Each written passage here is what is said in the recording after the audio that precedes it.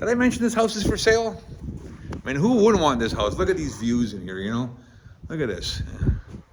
This is the great room or just a hangout room, you know? You can sit down here. This window's 21 feet wide. This window here, 21 feet wide. You see the lintel up there? Maybe 12 inches.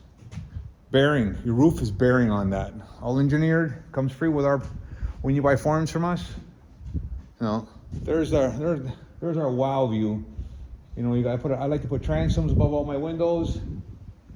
No point loads in here, non-required. Suspect out. Again, you know, you have a massive patio door, transom above it. You know, I have bedroom windows. I guess the only thing you really can't change easy is the size of your windows. Like, you can make them smaller, but it's really a bummer to make them bigger.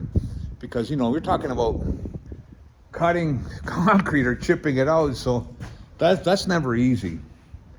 You know, so you want to make sure your plans are correct, and you don't alleviate from them when you're going. You know, you want to not have any changes.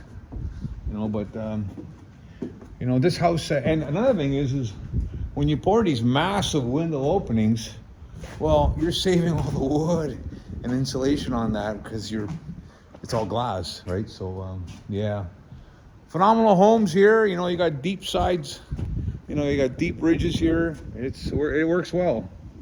You know, this house we had spec'd out on the heat loss calculation. This house is 5,500 square feet under roof, and we have it spec'd out with a 2-ton heat pump.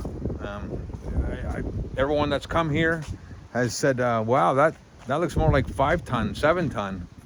So here's another thing I want to add is we have these metal brackets here, or they're plates. They go in the wall. Sorry, get the arms right.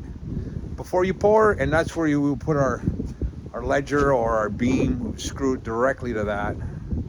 You know, yeah, that's about it.